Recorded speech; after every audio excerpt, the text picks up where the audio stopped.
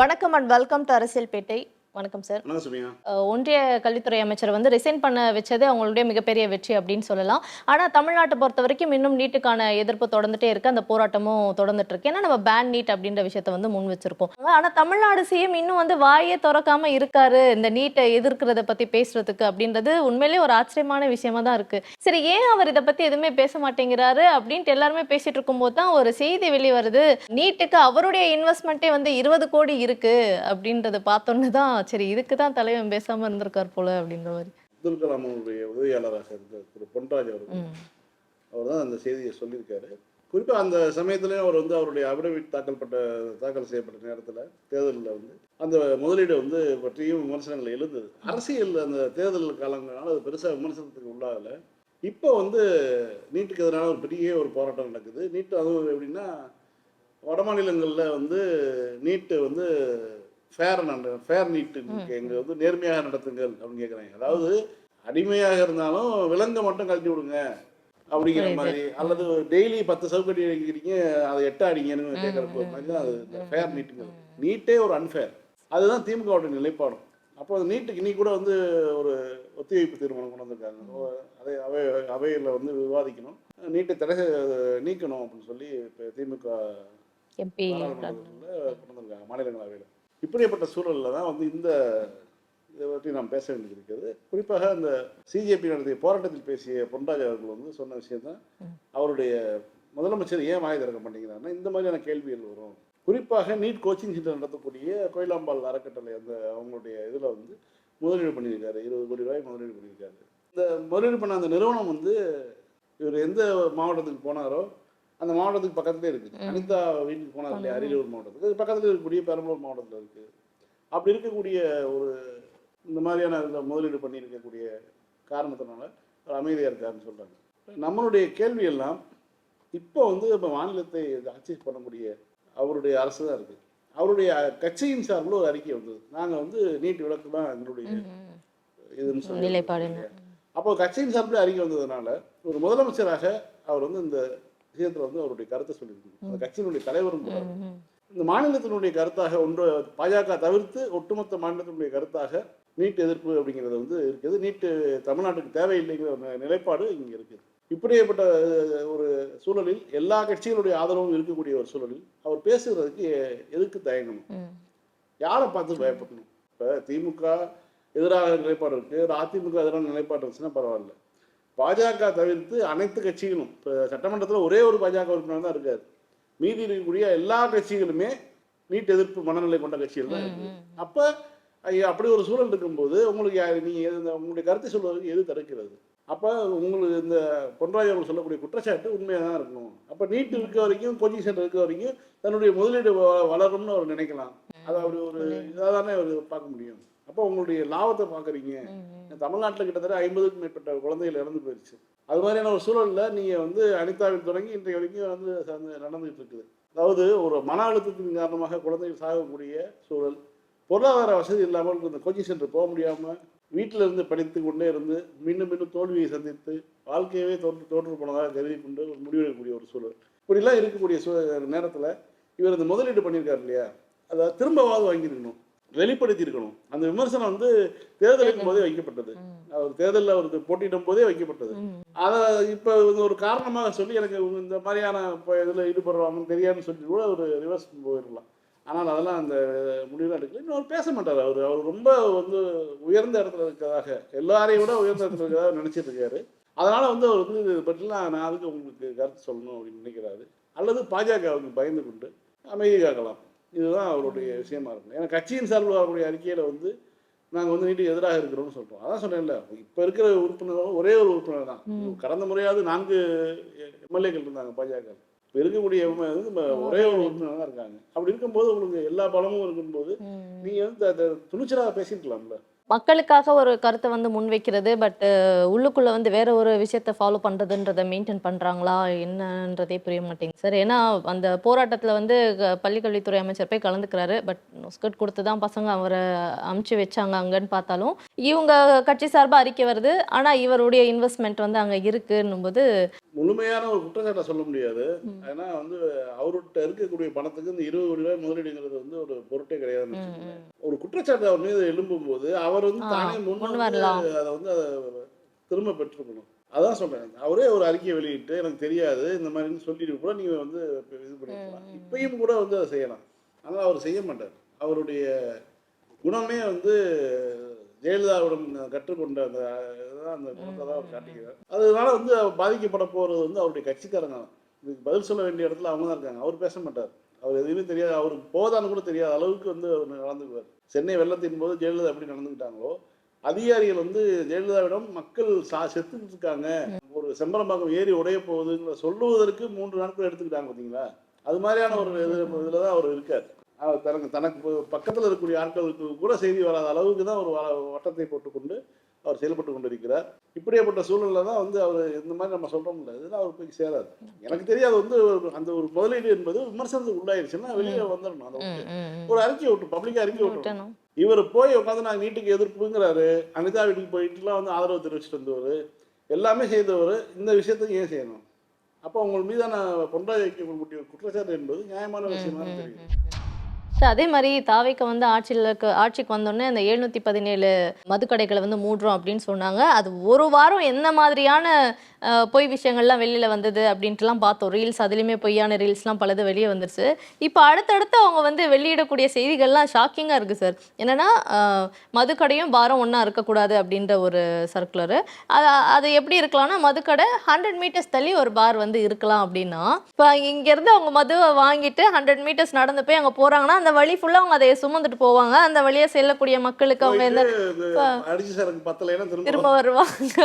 அப்போ அந்த மக்களுக்கு அது அந்த பக்கம் வச்சிருப்பாங்க. அடிபட்டு சாகட்டு லாரியில் அடிபட்டு பிளான் போட்டாங்கன்னு தெரியல. அதாவது பிராக்டிக்கலாவே இல்லையே சார். இந்த விவகாரத்துல பொறுத்த வரைக்கும் இந்த அரசு 717 கடையில மூடணும்னு சொன்னாங்க. ஒருத்தர் வந்து ஆர்டிஐ போட்டு கேட்டிருக்காரு, எந்தெந்த கடைகள்லாம் வந்து மூணு நீங்க லிஸ்ட் கொடுங்க அப்படின்னா, அந்தந்த மாவட்ட மேலாளர்கிட்ட போய் கேட்டுக்குங்க. இது 38 மாவட்ட மேலாளர்கிட்ட போய் இவர் இந்த ஆர்டிஐ போட்டவர் போய் லிஸ்ட் வாங்கிக்கணுமா, எந்தெந்த கடையெல்லாம் மூடிருக்கீங்கன்னு. 717 கடைகள் நம்பரோட அவங்க லிஸ்ட் அனுப்புனாங்க இல்லையா, ஒரு வெளியிட்டாங்க. அதுல எந்த கடையுமே பெரும்பாலான கடைகள் மூடலை. கொடைக்கானல் பேருந்து நிலையத்துக்கிட்ட இருக்க கடை, ஒட்டகத்தரத்தில் இருக்கக்கூடிய கடை, வேடசந்தூர் இருக்கக்கூடிய கடை, இதெல்லாம் மூடுதலான லிஸ்ட்ல வருது பார்த்தீங்களா. இதெல்லாம் எந்த கடையும் மூடலை. இதே மாதிரி வந்து ஒருத்தர் ஆர்டிஐ போட்டு கேட்டிருக்காரு, எதை கேட்டாலும் வந்து கிடையாதுன்னு இருக்காரு. உங்களுக்கு தர முடியாது, அந்த போய் நீங்க வந்து ஒவ்வொரு டிஸ்ட்ரிக்ட் மேனேஜர்ட்டையும் போய் கேட்டுக்குங்க அப்படின்னு சொல்லி ரிப்ளை கொடுத்துருக்காங்க. அப்போ அந்த 717 கடை மூடப்பட்டதாக சொன்னதே ஒரு பொய். அதாவது ஏற்கனவே திமுக மூடிய கடைகள், ஏற்கனவே விற்பனை குறைவாக இருப்பதால் 2 கடைகள் ஒன்றாக்கி மூடிய கடைகள், இந்த மாதிரி ஒரு பட்டியல் இருக்குது. அதே மாதிரி திமுக 500 கடைகளுக்கு மேலே வந்து குறைச்சிருக்காங்க. அந்த லிஸ்ட் எல்லாத்தையும் கலந்து வந்து வெளியிட்டாங்களே தவிர இவர்களாக வந்து எந்த கடையும் மூடலை. அந்த லிஸ்டில் இருக்கக்கூடிய கடைகள் இன்னமும் இயங்கிட்டு இருக்குது. கொடைக்கானல்ல, திண்டுக்கல்ல, வேடசந்தூர்ல, ஒட்டகத்தரத்துல, இப்படி எனக்கு தெரிய ஒரு வந்து வரக்கூடிய செய்திகளே வந்து இதெல்லாம் வந்து அந்த லிஸ்ட்ல பார்க்கும்போது தெரியுது. அப்போ இந்த கடையில இயங்கிட்டு தான் இருக்கு இன்னமும். அப்படியான சூழல்ல இப்போ நீங்க அடுத்த கட்டமா என்ன பண்றீங்க, தாராளமயமாக்குறீங்க. எப்படி முதல்ல வந்து ஒரு ஜெயலலிதா மதுக்கடைகளை வந்து அரசே நடத்தும் சொல்லும் போது அடுத்து பார் கொண்டு வராங்க. ஏன்னா அதுக்கப்புறம் உடனே பாரை க்ளோஸ் பண்ணனால என்னென்ன எல்லா பக்கமும் வெளியில் வச்சு குடிக்க ஆரம்பிச்சிட்டாங்க. இப்போ ஒரு பார் வேணும் அப்படின்னு சொல்லும் போது பாரை வைக்கும்போது அதுக்கான நாம்ஸ் வெளியிடுறாங்க. பார் வந்து கடைக்கு ஒட்டின மாதிரி இருக்கணும், கடையை விட்டு அடுத்த கடையாக இருக்கணும், அல்லது கடைக்குள்ளேயே இருக்கக்கூடிய அளவில் இருக்கணும் அப்படிங்கிற மாதிரியான ஒரு விதிமுறைகள் கொண்டு வராங்க. ஏன்னா ஒரு குடிக்கிறவன் வந்து வாங்கி குடிச்சிட்டு ஆட்டோவில் போகிறானா, நடந்து போகிறவரோ எப்படியோ போய்க்கலாம். ஆனால் பொதுவான ஒரு சென்ஸே வந்து என்னென்னா, இந்த மாதிரி வந்து ஒரு இடத்துல வாங்கி ஒரு இடத்துல குடிக்கிறதுங்கிறது வந்து ஒன்று வீட்டுக்கு போய் குடிக்கலாம், பாதுகாப்பான இடத்துல போய் குடிக்கலாம். குடிப்பதற்கென்றே ஒரு மதுக்கூடத்தை உருவாக்கி அதை வந்து மது கடை ஒரு பக்கமோ மது கூட ஒரு பக்கமோ வச்சுட்டோம்னா அது என்ன மாதிரியான சிக்கல்களை உருவாக்கும். ரெண்டாவது வந்து 100 மீட்டருங்கிறது வந்து சின்ன தொலைவுலாம் கிடையாது, பெரிய தொலைவு தான். இப்போ வந்து இப்போ ஒரு கடை இருக்குன்னா அந்த கடையிலேருந்து 500 மீட்டருக்குள்ள ஸ்கூல் இருக்கக்கூடாது, கோயில் இருக்கக்கூடாது, மருத்துவமனை இருக்கக்கூடாது, காந்தி சிலை இருக்கக்கூடாது, காமராஜர் சிலை, இந்த மாதிரிலாம் பல விஷயம் இதெல்லாம் இருக்குது. அதன்படி தான் வந்து ஒரு கடையை அமைக்க முடியும். நீங்கள் வந்து அந்த மாதிரி ஒரு இத்தனை விஷயங்கள் விதிகள் இருக்கும்போது இப்போ நீங்கள் வந்து ஒயின் ஷாப்புக்கு இந்த விதிகள் பொருந்துமா, பாருக்கு பொருந்துமா? அப்ப அந்த 500 மீட்டர் டிஸ்டன்ஸ்ல இது ஒரு 100 மீட்டர்ஸ் டிஸ்டன்ஸ்ல இது 2 விஷயங்கள் இருக்கு அப்படின்னா எப்படி பார் நடத்த முடியும்? அப்ப வந்து இந்த விதியை வந்து நீங்க தளர்த்துவீங்க. அப்ப கடை எங்க வேணாலும் இருந்துக்கலாம், பார் எங்க வேணாலும் இருந்துக்கலாம். அப்ப கடைக்கு புதிய கடை கொண்டு வச்சிருக்கீங்கன்னா கூட பார் வந்து தள்ளி இருக்குதுன்னு சொல்லிக்குவீங்க, அல்லது பார் தள்ளி இருக்கிறனாலும் கடையை காமிச்சுக்குவீங்க. அப்ப வந்து இது வந்து அதாவது இவங்க எதை வைத்து கொண்டு இப்படிலாம் அறிவிக்கிறாங்கன்னு தெரியல. அதாவது திட்டமிட்டு அறிவிக்கிறாங்க. நம்ம வந்து இப்போதைக்கு ஆட்சி பொறுப்பு வந்தாச்சு. இந்த இந்த ஹனிமூன் பீரியட்ல 3 மாசத்துக்குள்ள என்ன வேணாலும் செஞ்சுக்கலாம். எதை செஞ்சாலும் வந்து விமர்சனம் வராது, ஆன்டி இன்கம்பன்சி உருவாகாது. உருவானாலும் நம்ம வந்து அதுக்கான ஒரு வேற ஒரு வடிவத்தில் வந்து நம்ம வந்து சரி பண்ணிடலாம். குறிப்பா என்னன்னா, டெல்லியில போய் காக்ரோச் ஜனதா பார்ட்டி நடத்திய போராட்டத்துக்கு ஜந்தர் மந்தர்ல விஜய் ஆதரவு தெரிவிச்ச மாதிரி ரீல்ஸ் வருது. அந்த ரீல்ஸ் டெல்லியிலே வருது. அதுதான் ஹிந்திக்கார பசங்களே வந்து போடுறதையும் பார்க்க வட இந்தியாவை சேர்ந்தவர்கள் அடுத்த பிரதமர்னு சொல்லி ரீல்ஸ் போட்டுட்டு இருக்காங்க. இதெல்லாம் வந்து பெய்டு ரீல்ஸ், நமக்கே தெரியுது. அப்ப இந்த மாதிரியான சூழல்ல அவர் என்னன்னா ஒரு கருத்துருவாக்கத்தை உருவாக்கி அதன் மூலமாக வெற்றி பெற்று விட்டோம், அதாவது ஒரு 107 சீட்டு ஜெயிச்சிட்டோம் அப்படின்னா, இப்ப இதுதான் ரூட்டுன்னு வந்து அந்த ரூட் எடுத்துக்கிட்டு அதன் மூலமாக இதை திரும்ப திரும்ப வந்து மீண்டும் அதை அதிகமாக செய்வோம், பெரிய அளவில் வந்து நம்ம வந்து ஒரு பாப்புலரான ஒரு தலைவராக மாறுவோம் அப்படிங்கிறது தான் அவங்களுடைய நோக்கமாக இருக்குது. அதனால் வந்து இதை பற்றிலாம் கவலையப்படுறதில்ல. இந்த மாதிரி ஒரு மதுக்கடையை வைக்கிறதோ, புதிய மது வகைகள் அறிமுகப்படுத்துறதோ, கடையில் மூடாமல் வந்து மூடிட்டோம்னு சொல்லி மக்களை ஏமாத்துறதோ, எதை பற்றியும் கவலைப்படுறதே கிடையாது. நான் இப்போ திருச்சியில் வந்து ஒரு பயணம் பண்ணுறேன். இவங்களுடைய தாக்கம் எந்த அளவுக்கு பாருங்க. திருச்சியில் வந்து ஒரு வாடகை காரில் போகிறேன். வாடகை காரில் போகும்போது கல்லணையில் வந்து இப்போ தண்ணி வரலையே, தண்ணி இல்லாமல் இருக்குமே அப்படின்னு சொல்லி நான் கேட்குறேன். கல்லணைக்கு போகலாமே, ஆனால் தண்ணி இப்போ இருந்தால் நல்லா இருக்கும் அப்படின்னு சொல்லும்போது அந்த ஓட்டுநர் சொல்கிறாரு, ஆனால் இன்னைக்கு விஜய் சிஎம் திறந்து விட்டாரு. அதாவது எப்படி அவருக்கு வந்து, அதுவும் திருச்சியிலே இருக்கக்கூடிய ஒரு ஓட்டுநருக்கு அவருக்கு எப்படி ரீல்ஸ் வந்திருக்குன்னா, கல்லணையில் வந்து இது மேட்டூரில் விஜய் திறந்து விட்டதாகவும், அந்த கடமடையில் வரவேற்கிறாங்கல்ல மக்கள், திமுக ஆட்சி காலத்தில் வரவேற்பாங்க இல்லையா தண்ணி வரும்போது, அந்த காட்சியில இணைத்து முதலமைச்சர் வந்து விஜய் வந்து திறந்து வச்சாரு, தண்ணி வந்துருச்சுன்னு சொல்லி திருச்சிக்காரனுக்கே ஜாலஜிக்கல் லொகேஷன் போட்டு அனுப்பியிருக்காங்க. ஆனா இந்த முறை மேட்டூர் அணையை திறந்து இப்போ வரைக்கும் திறக்கலங்க, இப்போ வரைக்கும் திறக்கல. ஆனா அப்படி வந்து நம்ப வைக்கப்படுறாங்க மக்கள். வந்து எந்த மாதிரி ஒரு பபுளுக்குள்ள போய் மாட்ட வைக்கிறாங்கன்னா, திருச்சியில கார் ஓட்டிட்டு இருக்கக்கூடிய ஒரு ஓட்டுநருக்கு காவேரியில் தண்ணி ஓடுது அப்படின்னு என்ன சொல்றாரு. நான் சென்னையிலேருந்து போய் இல்லைப்பா தண்ணியே திறக்கல, தண்ணியே வரல அப்படின்னு ஒரு அந்த காவேரியையும் கொள்ளிடத்தையும் கடந்து வண்டி ஓட்டிட்டு இருக்கக்கூடிய அவருக்கு நான் போய் சொல்ல வேண்டியதா இருக்கு. அந்த அளவுக்கு வந்து மக்களை வந்து மூளைச்சலவை செய்திருக்காங்க இந்த கும்பல். அதனால வந்து இந்த தைரியத்துல தான் எதை வேணாலும் செய்வாங்க.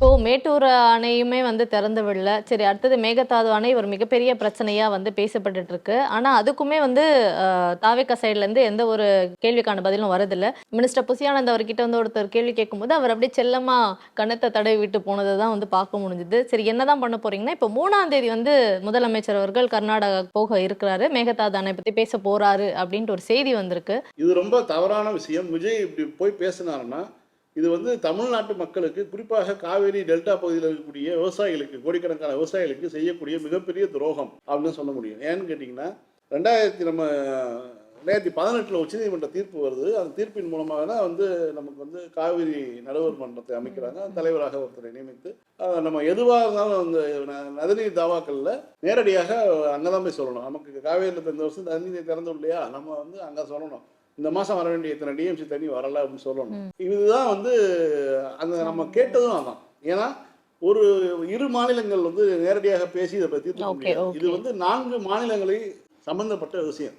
இப்போ வந்து 30 டிஎம்சி தண்ணி வந்து இப்போ தமிழ்நாட்டுக்கு தர வேண்டிய தண்ணி 177 டிஎம்சின்னு வந்துருக்கு இல்லையா, அது 202 டிஎம்சியாக இருந்ததை வந்து இப்போ குறைச்சிட்டாங்க. முதல்ல 90களில் தீர்ப்பு வரும்போது 202 டிஎம்சி தமிழ்நாட்டுக்கு தரணும்னு சொல்லி தீர்ப்பு வந்தது. அதை வந்து அதுக்கு பிறகு தான் பெரிய போராட்டம் நடந்தது. கர்நாடகத்தில் இருக்கக்கூடிய, பெங்களூரில் இருக்கக்கூடிய தமிழர்கள் வந்து மிகப்பெரிய அளவில் வேட்டையாடப்பட்டார்கள், கொல்லப்பட்டார்கள், உயிர் உடைமைகளை வந்து பறிக்கப்பட்டது. பெரிய அளவில் வந்து தமிழ்நாட்டுக்கு வந்து நடந்தே அகதிகளாக வரக்கூடிய சூழல் வந்து இந்த இந்தியாவுக்குள்ள ஒரு மாநிலத்திலிருந்து இன்னொரு மாநிலத்துக்கு குறிப்பிட்ட மக்களை வந்து தமிழ் பேசக்கூடிய மக்களை அடித்து அனுப்பக்கூடிய ஒரு கொடூரமான நிலைமை ஏற்பட்டது. அதற்கு பிறகுதான் வந்து நீதிமன்றத்துக்கு போனோம். 2007 ஒரு தீர்ப்பு வந்துச்சு. அதற்கு பிறகு வந்து அதை உச்சநீதிமன்றத்துக்கு கர்நாடக அரசு மேல்முறையீட்டுக்கு போனது. மேல்முறையீட்டில் தான் அந்த தீர்ப்பு வந்தது. அதன் மூலமாக நமக்கு வந்து நம்ம போதும், இதுக்கு மேலே இது பண்ண வேணாம், 177 கூட போதும், ஓகே. ஆனால் அதையே அதை கொடுத்தா சரியா. பரவாயில்லன்னு சொல்லி நம்ம வந்து ஒத்துக்கிட்டோம். இப்படிப்பட்ட சூழல்ல இதில் வந்து நமக்கு மட்டும் இல்லை, கேரளாவுக்கு 30 டிஎம்சி தரணும், நீ 15 டிஎம்சி வந்து புதுச்சேரி மாநிலத்துக்கு தரணும், ஏன்னா காவிரி போய் சேரக்கூடிய பகுதியில் அதுவும் இருக்குது. ஸோ இந்த மாதிரியான சூழலில் 4 மாநிலம் சம்மந்தப்பட்ட ஒரு விவகாரத்தில் 2 மாநிலங்கள் பேசி முடிவெடுக்க முடியாது. அவள் தமிழ்நாட்டுக்கு தண்ணி வரணும் அப்படின்னா தமிழ்நாட்டுக்கான தண்ணீர் தேவை வந்து அதுக்குன்னே வந்து காவிரி நடுவர் மன்றம் இருக்குது. ஸோ அங்கே வந்து நம்ம பேசிக்கலாம் அப்படிங்கிறதா வந்து 15 ஆண்டுகளுக்கு நீங்கள் வந்து வெயிட் பண்ணலாம். 15 ஆண்டுகளுக்கு பிறகு வந்து அந்தந்த மாநிலத்தினுடைய நீர் தேவைகளை பொறுத்து முடிவெடுத்துக்கலாம். இந்த தீர்ப்பு வந்து 15 ஆண்டுகள் செல்லும் சொல்லி 2018 கொடுத்தாச்சு. இது நாம் போராடி பெற்ற தீர்ப்பு. இப்படி இருக்கும்போது இவர் போய் வந்து நேரடியாக பேசுறேங்கிறது வந்து மிக மிக தவறான விஷயம். குறிப்பாக மேகதாட்டில் வந்து அணை கட்டுவதற்கான வாய்ப்பு என்பது அதாவது வந்து தீர்ப்பே என்னன்னா, இந்த 4 மாநிலங்களில் ஏதாவது ஒரு மாநிலம் எதிர்ப்பு தெரிவித்தாலும் காவிரி அணை, அதாவது காவிரி நீர்பிடிப்பு பகுதியிலேயோ காவிரி நதியை மறித்தோ எந்த விதமான அணையும் கட்ட முடியாது. இப்போ நம்ம வந்து இப்போ இங்கே மாயனூரில் கட்டியிருக்கோம் இல்லையா, அதை தாண்டி இன்னொரு ஒரு செக் டேம் கட்டினா கூட கர்நாடகா வந்து அதை வந்து குறை சொல்ல முடியும், நிப்பாட்ட முடியும், புதுச்சேரி அதை நிப்பாட்ட முடியும். அப்படி வந்து அதற்கான வாய்ப்பு இருக்குது. அப்போ அந்த அளவுக்கான தீர்ப்பு வலுவாக இருக்குது. அப்படி இருக்கும்போது தமிழ்நாட்டினுடைய அனுமதி இல்லாமல் அவர்களால் கட்டவே முடியாது. அவன் என்ன பண்ணுறான், நாங்கள் வந்து ஒரு ப்ராஜெக்ட் ரெடி பண்ணுறோம், அதுக்கான இது மட்டும் எங்களுக்கு வாய்ப்பு கொடுங்கன்னு சொல்லி தான் கேட்டு அதை வாங்கினாங்க. அதுக்கே நம்ம கோர்ட்டுக்கு போனோம், கோர்ட்டு நமக்கு எதிராக தீர்ப்பு கொடுத்தாங்க. ஆனாலும் கூட அவங்க கட்ட முடியாது, அணை கட்டவே முடியாது. அணை கட்டினா வந்து இந்தியாவுக்கு எதிராக சவால் வரக்கூடிய ஒரு வேலை. இப்படியேப்பட்ட சூழலில் இவர் எதற்காக போய் வந்து போகிறாரு? இந்த பருவமழை பெய்யலை, மகாராஷ்டிரா ஆட்சிக்கு வந்த மழையே பெய்ய மாட்டேங்குது. இப்படியான சூழலில் நீங்கள் போய் வந்து பேச்சுவார்த்தை நடத்துனீங்கன்னா உச்சநீதிமன்றத்தை அவமதிக்கிற மாதிரி ஆகிப்போம். அதை தாண்டி முன்னாடி வந்து எம்ஜிஆர் என்ன பண்ணுவாருன்னா, காவேரியில் வந்து தொடர்ந்து ஹேமாவதி, ஹரங்கி, கிருஷ்ணராஜ சாகர் அப்படின்னு சொல்லி வரிசையாக கபினின்னு சொல்லி அணைகளாக கட்டிட்டு இருந்தாங்க. அந்த கட்டும்போது தமிழ்நாட்டுக்கான வழக்கமாக வந்துட்டு இருந்த தண்ணி நிற்கும் போது விவசாயிகள் பாதிக்கப்பட்டாங்க, போராட்டம் பண்ணுவாங்க. அப்படிங்கும்போது எம்ஜிஆர் இருக்கும்போது என்ன பண்ணுவார், ஒரு திடீர்னு கோயம்புத்தூர் இருப்பார், கோயம்புத்தூர் வந்து அப்படியே நேராக பெங்களூருக்கு போயிடுவார்.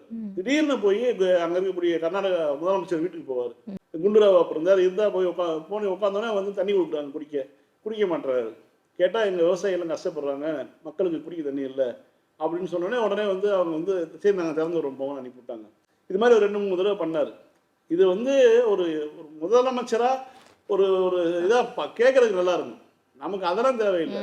நீ காவிரியில் மழை வந்து இந்த தடவை பெய்யலை, அளவுக்கு அதிகமாக பெய்த பொழுது என்ன பண்ணீங்க நீங்கள்? அப்போ ஓப்பன் பண்ணி அப்போ மட்டும் தேக்கி வச்சுக்கிட்டீங்களா? காவிரி எங்களுடைய தாய்ன்னு சொல்லக்கூடிய கர்நாடக அரசு அந்த தண்ணியை வந்து என்ன பண்ணாங்க, தமிழ்நாடு நோக்கி தான் திறந்து விட்டாங்க. அப்போ உங்களால் தேக்கி வைக்க முடியாத அளவுக்கு தண்ணி வந்துருச்சுன்னா தமிழ்நாட்டுக்கு அனுப்புறதும், மழை இல்லாத காலகட்டத்தில் உங்களுடைய விவசாயிகள் மட்டும் நல்ல செழிப்பாக இருக்கணுங்கிறதுக்காக வந்து அங்கே தண்ணியை தேக்கி வைத்துக் கொள்வதும் இயற்கைக்கு வந்து எதிரான விஷயம் அப்படிங்கிறதான். இப்போ உலக நாடுகள் முழுக்க வந்து பல்வேறு நாடுகளை கடந்து ஓடக்கூடிய நதிகள்லாம் இருக்குது. அப்படி அந்த நதிகளில் கூட பெரிய பிரச்சனையே கிடையாது. மாநிலங்களுக்குள்ள இருக்கக்கூடிய இப்போ ஒரு இந்தியாங்கிற அமைப்புக்குள்ள ஒரு மாநிலமாக இருக்கும், நமக்குள்ளே இருக்கக்கூடிய பிரச்சனையை வந்து எப்படி தீர்க்கிறதுங்கிறது தான் கேள்வி. அதுக்கு வந்து நீதிமன்றத்தினுடைய உத்தரவு தான். 2018 வந்து தீர்ப்பு என்பது நமக்கு சாதகமான தீர்ப்பு தான். நமக்கு கொடுத்த 202 டிஎம்சியை வந்து குறைச்சிருந்தாலும் அந்த தீர்ப்பை வந்து எப்போ வேணாலும் போய் நடுவர் மன்றத்தில் நம்ம வந்து போய் முறையிடலாம். முறையிட்டால் அவங்க உத்தரவை வந்து அவங்க அரசு, கர்நாடக அரசு மதித்தே தீர வேண்டும். அப்படிப்பட்ட சூழல் தான் இருக்குது. அதை போய் கெடுக்கக்கூடிய ஒரு வேலையில் போய் விஜய் இப்போ இறங்குறாருங்கிறது தான் பெரிய வருத்தத்துக்குரிய செய்தி. திமுக தலைவரும் அதான் சொல்லியிருக்காரு, போராடி பெற்ற உரிமையை வீணடித்து விடாததையும் சொல்லியிருக்காரு இல்லையா, அதுக்கு அர்த்தம் அதான். சார், கடந்த வாரம் தான் இந்த நிகழ்ச்சியில் நீங்கள் ஒரு விஷயம் சொன்னீங்க, இந்த மாதிரி முதலமைச்சருடைய ரூம் வந்து மாறப்போகுது அப்படின்ற மாதிரி. அதே மாதிரி நேற்றுலேருந்து செய்திகள் வெளிவரதை வந்து பார்க்க முடியுது. கேட்டால் அந்த 10வது மாடியில் தான் இனிமேல் அவருடைய அறை வந்து இருக்க போகுது அப்படின்றாங்க. அதற்கான அவசியம் என்ன அப்படின்னும் போது நீங்கள் கடந்த இதில் சொல்லியிருந்தீங்க. பட் அதுதான் உண்மையான ரீசனா சார்? அதுக்காக தான் அங்கே போகிறாரு அவர்? வேற என்னங்க காரணம் இருக்க முடியும் எனக்கு தெரியல. அதாவது முதல் மாடி ஏறினோடனே சிஎம்னுடைய சேம்பரு, இவர் டான்ஸ்லாம் ஆடக்கூடிய ஸ்கீம், அதனால வந்து லிஃப்ட் எல்லாம் பயன்படுத்த தேவையில்லை, இவராக வந்து ஏறி போயிடணும். ஆனால் இப்போ 10வது மாடிக்கு வந்து ஏன் போறாரு? காரணம் என்ன? இப்போ என்ன இங்கே இருக்கக்கூடிய சேம்பரில் என்ன வந்து வசதி குறைபாடு இருக்குது? இது வரைக்கும் வந்த எல்லா முதலமைச்சர்களுமே அந்த அறையில தான். ஜெயலலிதா உட்பட நான் சொல்றது என்னன்னா, ஜெயலலிதா உட்படன்னு ஏன் சொல்றேன்னா, ஜெயலலிதா சிறையில் இருக்கும்போது ஜெயலலிதாவுக்கு வந்து வழங்கப்பட்ட பொருள்களுடைய பட்டியலை ஜெயலலிதா சிறையில் கொடுமைப்படுத்தப்படுகிறான்னு சொல்லி பேசுனாங்க. அப்போ வந்து சிறைத்துறை அமைச்சர் வந்து பட்டியலை படிக்கிறாங்க. ஜெயலலிதாவுக்கு வந்து என்ன வழங்கப்பட்டதுன்னு. ஒரு நாளைக்கு வந்து 12 துண்டுகள் டர்க்கி டவல், அந்த மாதிரி வந்து உணவுப் பொருட்கள் வந்து வீட்டில் சமைத்த உணவுப் பொருள், இந்த மாதிரியான விஷயங்கள் வந்து ஜெயலலிதாவுக்கு வந்து சிறையிலே அவ்வளோ வசதியாக இருந்தாங்க இந்த அம்மா. அதனால தான் சொன்னேன், ஜெயலலிதாவே பயன்படுத்திய அந்த அறையை பயன்படுத்துறது இவருக்கு என்ன பிரச்சனை அப்படின்னா சோசியம் தான். இப்போ ஜோசியக்காரர் சொல்லி இவர் வந்து நீங்கள் வந்து என்ன பண்ணுறீங்க, நீங்கள் தான் வந்து டாப் பொசிஷனில் இருக்கீங்க, டாப் பொசிஷனில் இருக்கீங்க, நீங்கள் வந்து 10வது மாடியில் போய் உட்காந்தாதான் வந்து மரியாதை. கரியரின் உச்சத்துல இருந்து வந்தவர் இந்த கேரியரின் உச்சத்தில் போய் நீங்கள் உட்காரணும் அப்படிங்கிற மாதிரி வந்து உட்காந்துருக்காங்க. இப்போ போய் வேலை நடந்துட்டு இருக்குது. நான் அந்த 10வது மாடி வேற போயிருக்கேன். சிக்னல் எடுக்காது, பெரிய கொடுமையான விஷயம் தான். என்ன இப்போ மற்ற இதுவும் தொல்லை பண்ணா எதுவும் போறாரா என்னன்னு தெரியல. ஒரு 10வது மாடிக்கு இப்போ போறாரு. அங்கேருந்து கடலை பார்த்த மாதிரி இருக்கணும், ஒரு சி வியூ இருக்கணுங்கிற மாதிரி எதுவும் ஐடியா பண்ணுறாங்கன்னு தெரியல. ஆனால் இந்த ஜோசியக்காரர் நம்பினாருன்னா என்ன மாதிரி ஆகணும்? ஏன்னா ஜோசியத்தை நம்பிய ஜெயலலிதாவுடைய நிலைமையெல்லாம் யோசிச்சு பார்க்கலாம். ஆட்சிக்கு வரத்துக்கு முன்னாடி சொன்னது வந்து இவ்வளோ கோடி கடனை வந்து தமிழ்நாடு அரசு திமுக அரசு வந்து வாங்கி வச்சிருக்காங்க அப்படின்ட்டு. ஆனால் நமக்குள்ள லிமிட்டை விட நம்ம கம்மியாக தான் வாங்கியிருக்கோம் அப்படின்றது ஒன்று இருக்கு. ஒரு நாடு வளர்ச்சி அடைஞ்சாதான் வந்து கடனே கொடுப்பாங்க, வளர்ச்சி அடைந்த இடத்துல கொண்டு போய் விட்டுருக்கோம். ஏன்னா அதுக்கு முன்னாடி 10 வருஷத்தை கம்பேர் பண்ணும்போது இதெல்லாம் பயங்கரமான வளர்ச்சின்ற விஷயத்தெல்லாம் பார்த்தோம். ஆனால் அவர் வந்து கடன் வாங்கியிருக்காங்க அப்படின்னு சொல்லிட்டு இருந்தவர் இப்போ வந்து அவர் ஆட்சிக்கு வந்து ஒரு 80 நாட்கள் ஆகுது. இந்த 80 நாட்களில் 20,000 கோடி கடனை வந்து தாவேக்கா அரசு வாங்கியிருக்காங்க அப்படின்ற ஒரு செய்தி வந்திருக்கு.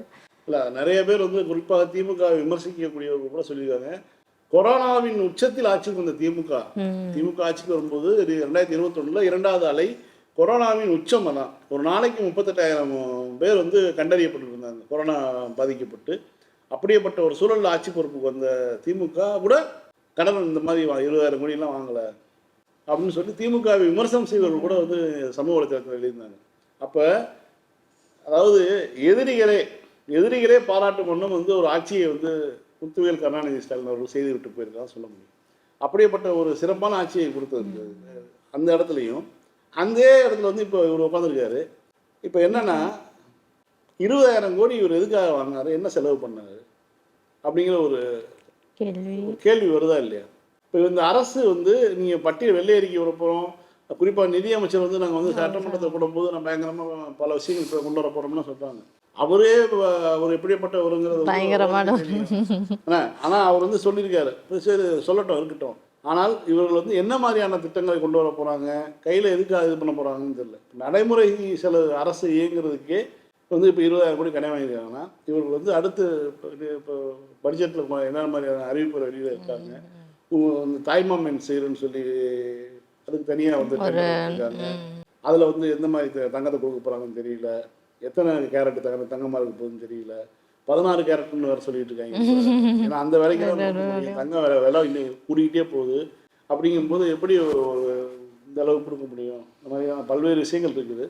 இப்படி இதுதான் நம்ம இந்த மாதிரி வந்து திட்டங்களை வந்து நலத்திட்டங்களாக திமுக போயிட்டு இருக்கும்போது இவங்க இலவச திட்டங்களை அறிவித்து அதன் மூலமாக ஒரு இதுக்கான வெள்ளை அறிக்கை கொடுக்கணும் தானே சார் அவங்க? அது ஒன்றும் இல்லைங்க, வெள்ளை அறிக்கை கண்டிப்பாக கொடுத்துதான் ஆகணும். குறிப்பாக ஒரே ஒரு விஷயம் சொல்லி முடிக்கலாம். இந்த 1000 ரூபாய் பெண்களுக்கு கொடுக்குறது இலவசம் அப்படின்னு பார்த்தோம்னா 1000 ரூபாய் பெண்கள் வந்து செலவு பண்ணுவாங்க, ரொட்டேஷன் ஆகும், அதை சேமித்து ஒரு பொருள் வாங்குவாங்க. இந்த குழந்தைகளுக்கு நீங்கள் வந்து ஒரு தங்கத்தை கொடுத்தீங்கன்னா அவங்க என்ன பண்ணுவாங்க? அது அப்படியே ஸ்டே பண்ணுவாங்க அல்லது வித்துருவாங்க. ஒன்ஸ் ஒரு முறை தேவையில்லாத ஒரு வேலை. இப்போ நீ ஒரு குழந்தை பிறந்தா 10,000 சொல்லி அறிவிச்சிருங்க. இல்லை, அந்த குழந்தைய வளர்ந்தா அதுக்கு பத்தாம போயிடணும் போது அதை மாற்றுவாங்க. இப்போ வந்து 100க்கு 99 பேர் வந்து வித்துருவாங்க. என்ன அரசு மருத்துவமனையில் குழந்தை பேர்த்துக் கொள்ளக்கூடியவர்களுடைய சூழல் வந்து அப்படிதான் இருக்கும். அப்போ நீங்கள் வந்து ஒரு கிராமுங்கிறத வந்து நீ 10,000 ரூபாய் அறிவிச்சிருங்க. அரசு மருத்துவமனையில் குழந்தை பெறக்கூடிய குழந்தைகளுக்கு தாய்மாமன் செய்து 10,000 அறிவிச்சிருங்க. ரூபாயை கையில் கொடுத்துருங்க, அவங்க என்ன வேணாலும் வாங்கிட்டு. ஃபைன் சார், திரும்ப நாளைக்கு இதே நிகழ்ச்சியில் சந்திப்போம். மீண்டும் நாளை இரவு 9:30 மணிக்கு அரசியல் பேட்டை நிகழ்ச்சியில் சந்திக்கலாம். நன்றி.